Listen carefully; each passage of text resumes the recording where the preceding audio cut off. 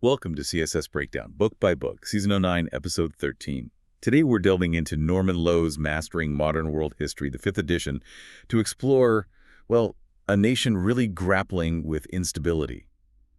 How did Italy, this land of ancient grandeur, become the birthplace of fascism under Benito Mussolini? Yeah, it's a fascinating and pretty grim story. We've got Lowe's analysis here, and it really unpacks that journey from a newly unified, struggling nation, really, to the rise of one of the 20th century's most defining and destructive political movements. Okay, let's unpack this then. So Italy, unified barely 50 years before, was already navigating, let's say, a shaky economic and political landscape. But how did World War I not just amplify those weaknesses, but fundamentally transform the environment, make it ripe for something as radical as fascism? That's exactly the place to start. That period right after World War I, sort of summer 1919 onwards, it was just one of profound disillusionment, intense frustration, really. A big part of it was feeling cheated by the Versailles settlement. The mutilated victory idea. Precisely. Italy gained some territory, sure, Trentino, Trieste, but they missed out on a lot they felt they were promised by the Allies. Things like Dalmatia, Adelia, Protectorate over Albania, and this was after losing nearly 700,000 men. So there was this deep, widespread sense of national betrayal. And it wasn't just these international slights, was it? There was trouble brewing right on their doorstep, too. Fiume. Exactly. Fiume. A city given to Yugoslavia, but it became this huge flashpoint. Gabriele D'Annunzio, who was this famous war hero, poet, quite the character. Right. He just went and occupied it for 15 months, Yeah. backed by deserting army units. I mean, think about that defiance. Even though the Prime Minister Giolitti eventually managed to remove him, it really damaged the government's image, made them look weak, indecisive. Okay, so you've got political frustration, this feeling of being let down internationally, internal defiance, and then the economy sounds like it was just in free fall. Oh, it was devastating, utterly devastating. The government had borrowed huge amounts, especially from the U.S. during the war. That led to runaway inflation. The lira, the national currency, just collapsed. It went from 5 to the dollar to 28 by 1921. Wow. Yeah, and that meant the cost of living shot up 5 times, fivefold. Meanwhile, heavy industry, no longer needed for the war effort, cut back massively. Suddenly you have 2.5 million ex-servicemen, guys who probably expected a hero's welcome, flooding the job market with no jobs to find. It wasn't just an economic downturn. It felt like the state couldn't even provide basic stability anymore. And this economic and social turmoil, it must have hammered the political system, too, leading to this contempt for parliament you mentioned. Absolutely, because sort of ironically, they introduced universal male suffrage and proportional representation for the 1919 elections. That sounds democratic. Yeah, sounds like progress. But in practice, it led to this incredibly fractured parliament. You had, 9 different parties in May 1921. Liberals, nationalists, socialists, communists, the Catholic Party, fascists. A real mess. Trying to form a stable coalition. Impossible. Gridlock. Total gridlock. 5 different cabinets came and went in just a couple of years, so people became incredibly impatient. They started yearning for decisive leadership, any leadership, really, that could just get things done and bypass this paralysis. So bringing all those threads together, the betrayal, the Fiume incident, the economic disaster, the political chaos, it paints this picture of a society just desperate for direction. And how did that desperation then open the door for, intense worker unrest, and maybe, ironically, for a very different kind of revolution? Yeah, that's where it gets even more complex. Italy's industrial growth had created a strong socialist party, powerful trade unions, and in 1920, they unleashed this wave of strikes. It wasn't just walkouts, there was rioting, looting, even factory occupations. Like in Turin, the factory councils. Exactly. The Turin factory councils, they looked a lot like the Russian Soviets, which you can imagine terrified property owners. They saw Italy on the brink of its own communist revolution. Down south, you had socialist leagues of farm workers seizing land. And the government seemed unable, or maybe unwilling, to protect private property.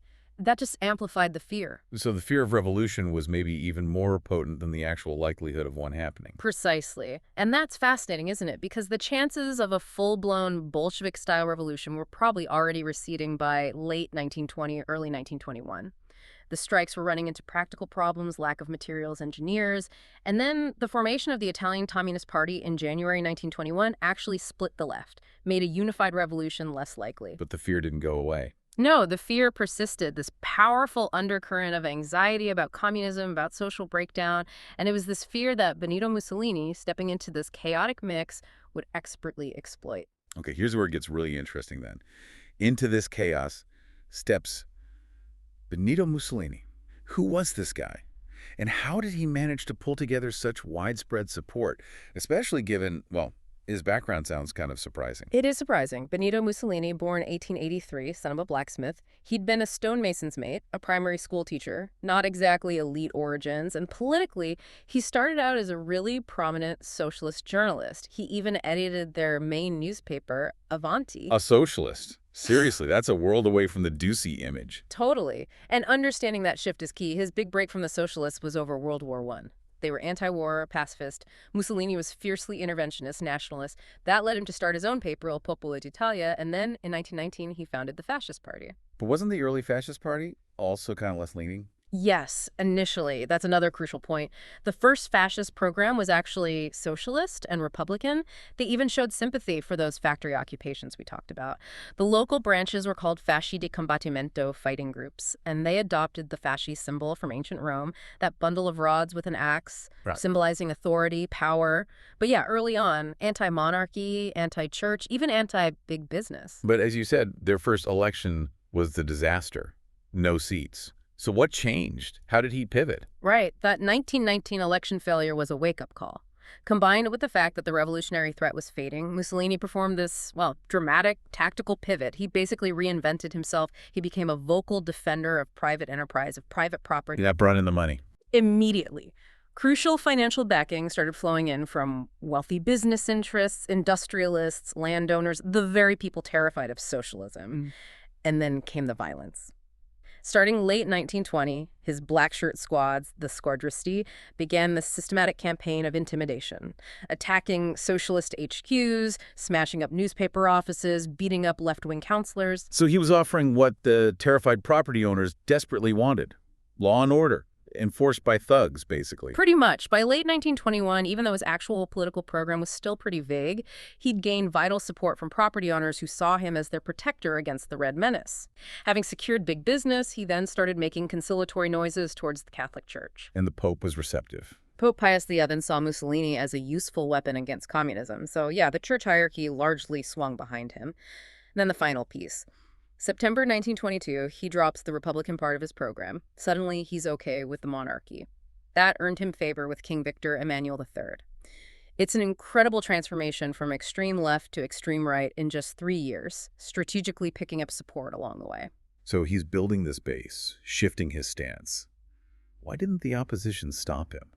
They sound pretty fragmented, but surely they saw the danger. And this famous March on Rome, was it really the heroic struggle it's made out to be? The opposition was just spectacularly ineffective. The anti-fascist groups couldn't get their act together. Communists refused to work with socialists. Socialists distrusted the liberals. Total disunity.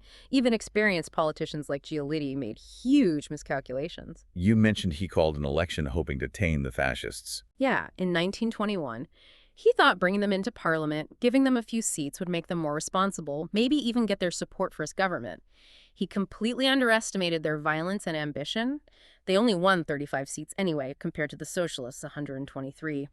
But then the socialists refused to cooperate with Giolitti to curb the fascist violence, so Giolitti just threw his hands up and resigned. And then the socialists tried that general strike, playing right into his hands. It really couldn't have gone better for Mussolini. Summer 1922, the socialists call a general strike. Mussolini immediately announces, if the government doesn't crush this, we will. The strike itself fizzled out pretty quickly, not much public support. But Mussolini got to pose as the strong man, the savior of the nation from communism. And that set the stage for the March on Rome. Exactly. By October 1922, they felt bold enough. Fascists across the country started mobilizing. Around 50,000 black shirts began converging on Rome, while others occupied towns in the north. The prime minister at the time, Luigi Facta, was actually prepared to use the army to declare a state of emergency. But the king stopped him. Yes. In a move that stunned everyone, King Victor Emmanuel III refused to sign the decree for a state of emergency. Instead, he invited Mussolini, who was actually waiting nervously back in Milan. Not even in Rome. Nope. Waiting by the phone in Milan. The king invited him to come to Rome and form a new government. So Mussolini hopped on an overnight train. Hold on. He took a train. The legendary March on Rome involved a train journey that completely shatters the myth. Why on earth did the king just hand him power like that? Precisely. The fascists built this whole mythology around the march, this heroic, forceful takeover. The reality, as Lowe puts it, it was an enormous bluff which came off. Power was handed over legally because of the threat of force, while the army and police just stood aside. The king's role was absolutely pivotal. But why? Why didn't he use the army? It's still debated. Many historians think the regular army could have easily scattered the blackshirts who weren't that well armed or organized. Maybe the king lacked confidence in facta. Maybe he doubted the army's loyalty. Some officers definitely sympathized with the fascists. Maybe he feared a long, bloody civil war. Or perhaps he just wanted a strong government, any strong government, and saw Mussolini as the answer. There was also a fear he might be forced to abdicate in favor of his cousin, the Duke of Aosta, who was openly pro-fascist. A mix of fear and maybe some wishful thinking. Could be. Whatever the exact reasons, the outcome was momentous. Benito Mussolini became the first ever fascist prime minister, legally appointed by the king. Okay, so he's in power. Now, we should probably try and pin down what fascism actually meant at this point. It's tricky, isn't it? Because the term gets applied later to Hitler, Franco, others. And there wasn't really a Karl Marx for fascism, was there? No single defining text. Exactly. No das Kapital of fascism. Its theoretical basis was always pretty vague, often contradictory. And Mussolini himself kept changing his tune before 1923. It really suggests his main goal was just getting power, and then he kind of improvised the ideology as he went along. Okay, but based on what he did, Yeah. what he said later, what were the core features that eventually defined Italian fascism in practice? Right. Well, first and foremost, it was about stable and authoritarian government, a direct reaction to all that post-war chaos. It promised decisive leadership, state control over people's lives, strong discipline. This included the idea of the corporate state, which we can get into, meant to control the workforce. Okay, strong government. What else? Extreme nationalism, huge emphasis on national rebirth, the greatness of the Italian state, national superiority. Tied to that was the idea of a one-party state. No room for democratic debate that just slowed things down. Fascism was presented as the dynamic, modern path to Italy's great future. And the leader figure seems absolutely central. Oh, definitely. The cult of the charismatic leader, someone to guide and inspire the nation to greatness. Mussolini adopted the title Il Duce the Leader, just like Hitler later used Führer. And crucially, anti-communist. Vitally important. Fierce hostility to communism. That's what won over big business, the wealthy landowners, the church, the king. Then economically, this drive for self-sufficiency or autarky. A great nation shouldn't rely on others, so government direction of the economy, though not state ownership like in communism. And lots of flags and marching. Absolutely. Propaganda and military strength and violence were integral. Constant use of modern propaganda techniques, uniforms, mass rallies, marches, songs, symbols to show fascism as new, dynamic, powerful, mobilizing mass support. And violence was just part of the deal, used against opponents at home. Mussolini's famous quote, "Peace is absurd. Fascism does not believe in it." And they deliberately pushed that myth of seizing power by force, even though, as we know, the king invited him. So Mussolini takes power, legally, by train. How quickly did he actually dismantle democracy and build this fascist state? Was it an immediate clampdown? No, it was actually quite gradual, which might seem surprising. Initially, he was prime minister of a coalition government. Only 4 out of 12 ministers were fascists. He had to tread carefully at first. But the king did grant him special emergency powers for about a year to deal with the crisis. And he used those powers. Oh, yes. One of the first things he did was legalize his black shirt militia. They became the National State Voluntary Militia, the MVSN. Then came the crucial Axerbo Law in November 1923. This basically rigged the electoral system. How so? It guaranteed that the party list winning the most votes, provided they got at least 25%, would automatically receive 2/3 of the seats in parliament. So in the April 1924 election, the fascists and their allies, using a lot of intimidation and fraud alongside some genuine support for strong government, won 404 seats compared to just 107 for the opposition. Instant supermajority. Right. Game over for parliamentary democracy, pretty much. Essentially. From mid-1924 onwards, Mussolini really tightened the screws. He used violence, intimidation, exploited the opposition's divisions, and gradually transformed the state along fascist lines, consolidating his personal power. By 1930, he was firmly in control. But it's interesting, Lowe suggests his main interest was always personal power, not necessarily some radical revolutionary transformation of society itself. So once he had that power consolidated, what did it actually mean for ordinary Italians living under fascism? It meant a huge shift. One-party rule became the reality. Anyone who persistently opposed the regime faced exile, imprisonment, or worse. There were high-profile murders, like the socialist leader Giacomo Matteotti, who was stabbed to death after denouncing the election fraud in 1924. That actually caused a crisis. Fascist popularity dipped, but Mussolini survived, partly because people still feared communism more. Was it as brutal as Nazi Germany later? Generally, no. The violence lessened after about 1926, and the political police, the OVRA, while feared, weren't usually as systematically brutal as the Gestapo, but it was definitely an atmosphere of repression. And the whole structure of government changed. Completely. Constitutionally, the Prime Minister Mussolini became responsible only to the king, not parliament. He could rule by decree from 1926. The number of people allowed to vote was drastically cut. Parliament still met, but it was a rubber stamp. Real decisions were made by the Fascist Grand Council, which Mussolini totally controlled. He was now il duce. Even local government was taken over, elected mayors and councils were abolished, replaced by officials appointed from Rome. And they really went after the kids, didn't they? The youth organization. Oh yeah, indoctrination was key. Schools, universities, all supervised. Teachers had to wear uniforms, swear loyalty oaths. New textbooks glorified fascism. Children were even encouraged to snitch on teachers who weren't loyal enough. And from 1937, membership in youth organizations became compulsory for ages 6 to 21. The Sons of the Wolf for the little ones. Sports, military parades, constant drilling of loyalty to the deuce and the idea that war was glorious. The slogan was, believe, obey, fight. What about this corporate state idea for the economy? How did that work in practice? Well, the claim was that it promoted cooperation between workers and employers, ending class conflict. Fascist-controlled trade unions were given the sole right to negotiate. Both unions and employers' associations were organized into 22 corporations by 1934, covering different sectors of the economy, each with a government official overseeing it. Mussolini himself was the first minister of corporations. Sounds very top-down. Did it work? It certainly controlled the workers. Strikes and lockouts were banned. Workers did get some benefits: free Sundays, paid holidays, some Social Security, access to sports and theater through the WWII organization we'll talk about. But essentially, it was compensation for losing their freedom and bargaining power. Real power stayed with the employers and the state. And you mentioned the Lateran Treaty with the Pope earlier. That sounds like a big deal. It was huge. Since Italy unified in 1870 and took over the Papal States, the Church and the Italian state had been officially hostile. 60 years of bad blood. In 1929, Mussolini signed the Lateran Treaty. Italy recognized Vatican City as a sovereign state, paid the Pope compensation, made Catholicism the official state religion, and mandated religious instruction in schools. In return, the papacy finally recognized the Kingdom of Italy and promised to stay out of politics.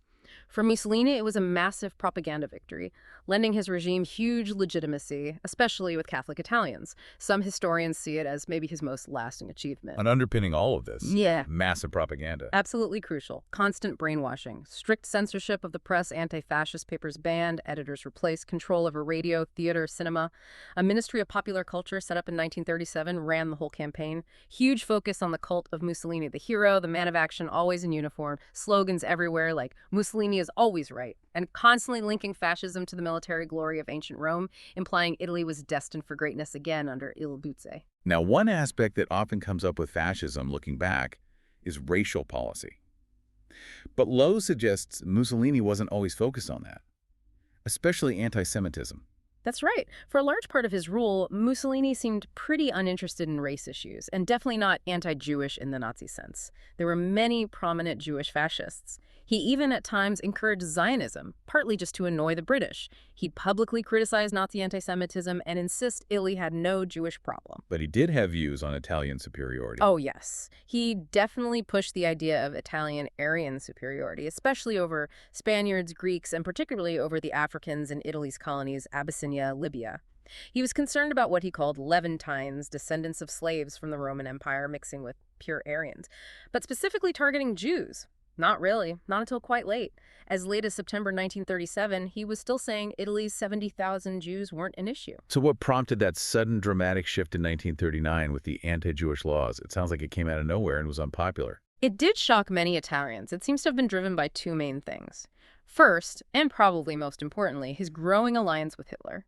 After Italy invaded Abyssinia in 1935, Britain and France imposed sanctions, which pushed Mussolini towards Nazi Germany. You get the Rome-Berlin Axis in 36, the Anti-Comintern Pact in 37, the Pact of Steel in May 39. Wow. After visiting Germany in 1937 and being impressed by the Nazi machine, it seems Mussolini decided, possibly cynically or tactically, to emulate Hitler's racial policies to cement the alliance. And the second reason? Colonial domination. Owning territories in Africa meant, in the fascist mindset, needing to constantly assert Italian racial superiority over Africans and Arabs, to demand respect as the superior race. So the Charter of Race, issued in July 1938, suddenly lumped Jews in with Arabs and Africans as inferior races. Mussolini started urging businesses not to employ Jews, to sack them. The press was ordered to whip up anti-Jew sentiment. And this went down badly. Very badly. It was deeply unpopular with the Italian public. Even Pope Pius XI protested strongly. When he did, Mussolini ordered the press to justify the persecution and just ignore the Pope. As World War II started, things got worse. Thousands of Italian Jews were eventually deported to Nazi death camps, even when the regime knew what was happening. It remained a deeply unpopular policy, and Lowe notes that some Italian officials actually tried to sabotage the orders or refused to carry them out. Okay, so we've seen the rise, the methods, the policies. The big question then, did it actually work? Did fascism deliver on its promises to rescue Italy, bring benefits? Or was it all just smoke and mirrors, as critics claimed? Well, that's the multi-million-dollar question, isn't it? If you look at the propaganda, the regime certainly projected an image of dynamic action, especially in the economy. Mussolini, despite apparently knowing little about economics himself, pushed hard for that idea of autarky, self-sufficiency for his warrior nation. Hence the battles. Exactly. The battle for the lira in 1926 revalued the currency. It helped industries like steel and chemicals by making imports cheaper, but it hammered exports like cotton, leading to factory cutbacks and wage reductions even before the Great Depression hit. And the battle for wheat. That aimed to make Italy self-sufficient in grain. They encouraged farmers to grow wheat, put tariffs on imports, and they did cut wheat imports by 75% by 1935, nearly achieving self-sufficiency. Very popular with northern cereal farmers. But maybe not so good overall. We'll get to that.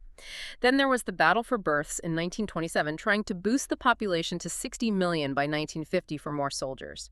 They taxed unmarried men, gave benefits for large families. The ideal was 12 children, heavy penalties for abortion.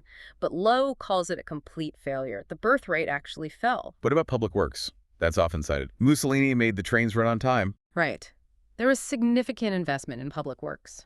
Draining marshes like the Pontine marshes near Rome, irrigation projects, planting forests, building motorways, the autostrade bridges, flats, stations, stadiums, schools, new towns.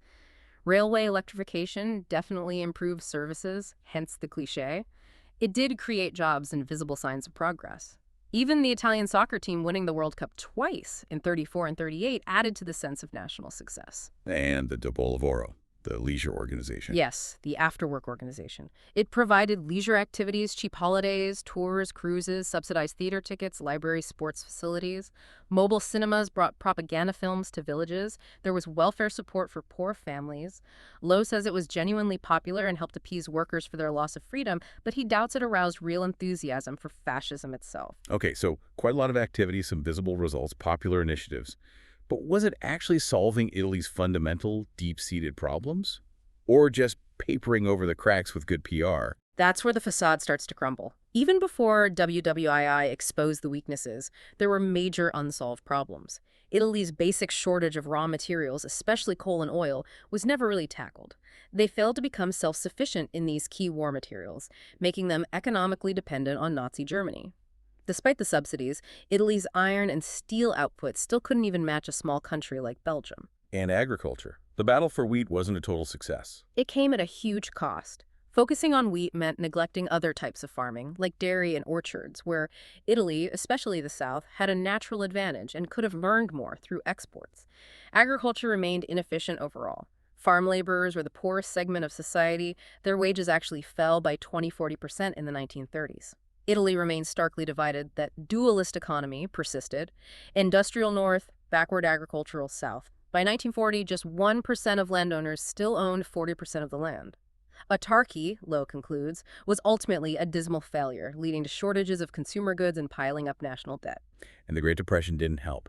It hit Italy hard. Exports fell further, unemployment climbed over 1 million.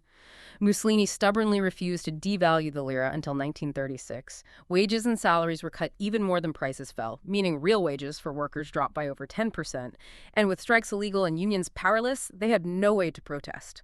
The League of Nations sanctions after the invasion of Ethiopia also hurt the economy. Social services didn't really develop either. Not much. No proper government health insurance until 1943. Inadequate unemployment benefits. Nothing like a comprehensive welfare state emerged. And underpinning many failures was immense inefficiency and corruption. Many grand schemes, like land reclamation, were barely started, only a tenth completed by 1939 because huge sums just vanished into the pockets of corrupt officials. Mussolini tried to control everything, but as Lowe notes, quoting Dennis Mack-Smith, this often meant he controlled very little, because officials knew he couldn't possibly check up on everything and often just pretended to obey orders. So if the benefits were often more hype than reality, and the problems persisted or worsened, why wasn't there more open opposition before the war finally broke everything, and what ultimately brought the regime down? Well, organizing opposition was incredibly difficult and dangerous. We mentioned the punishments, the political police. There was also perhaps an element in Italian political culture of accepting outcomes with a degree of resignation. Mussolini also cleverly kept the traditional elites, the king, the aristocracy, big business on side. They saw him as their shield against communism. And the constant propaganda, the media control, maintained his heroic image for a long time. But the war shattered that image completely. Absolutely. Entering World War II on Germany's side in 1940 was the fatal mistake. Low stresses that most Italians were against it.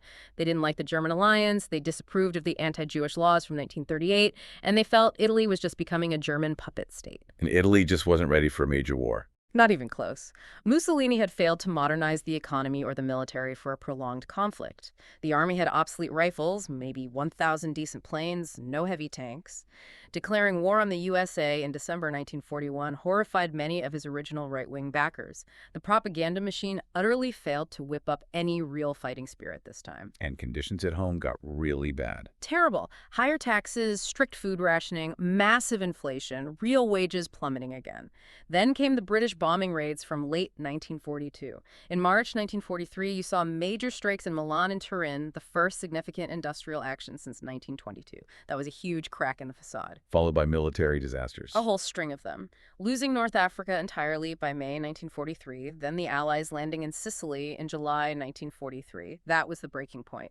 Mussolini himself was apparently ill, suffering from a stomach ulcer under immense strain, sacking anyone who criticized him, refusing to consider making peace with the Allies. Finally, the fascist Grand Council itself, his own creation, turned against him in July 1943. They voted no confidence, and the king seized the moment and dismissed him. And nobody tried to save him. Nobody. Fascism just seemed to evaporate overnight. The whole system collapsed. Looking back at the whole period then, it clearly wasn't the stable, successful regime the propaganda claimed. But how totalitarian was it really, compared, say, to Nazi Germany? That's a really important distinction historians make. Lowe argues, and many agree, that Mussolini failed to create a truly totalitarian system, one where absolutely no individuals or groups are left uncontrolled by the state. It wasn't as all-pervasive as the Nazi state became. Why not? What limited his control? Several key things. He never managed to eliminate the influence of the king. Victor Emmanuel remained head of state throughout, and crucially, he was the one who dismissed Mussolini in 1943. Then there was the Pope and the Catholic Church. Despite the Lateran Treaty, the Church remained a powerful, independent institution, offering an alternative source of loyalty for millions of Italians. Clashes continued, especially over issues like youth groups, and, as we saw, the Pope openly criticized the Jewish persecution. And some dissenters were tolerated. Yes. Figures like the respected anti-fascist historian Benedetto Croce and other critical university professors were largely left alone. Perhaps Mussolini feared the international backlash if he arrested such prominent figures, a consideration that certainly wouldn't have stopped Hitler. So there were still pockets of society institutions that the fascist state didn't fully penetrate or control. Authoritarian is probably a more accurate label than totalitarian. And even that corporate state, supposedly organizing the entire economy, it didn't really work as planned either. Not really. It largely failed to genuinely control production or eliminate class conflict. Big industrialists often just paid large sums into party funds to essentially buy their freedom from interference. Key economic decisions were still made by government officials consulting with business leaders. Workers had very little say and usually had to make concessions. It ended up being mostly propaganda and a mechanism for keeping the workforce disciplined. Ultimately, the Italian people seemed to tolerate fascism as long as it delivered perceived benefits, order, jobs, national pride, but they grew tired of it very quickly once the war revealed its fundamental weaknesses and incompetence. So finally, looking back, how do historians make sense of this whole era today? Was fascism just a weird blip, a Mussolini phenomenon, or was it something rooted deeper in Italian history? There's definitely a debate there. The older view, perhaps, was to see it as a kind of temporary aberration, a departure from Italy's normal historical path, almost solely Mussolini's creation. A. Catullus called it a gigantic confidence trick. But that's not the dominant view now. No, most historians today tend to see fascism as growing more organically, if tragically, out of the conditions of traditional Italian society, especially the deep crisis after World War I.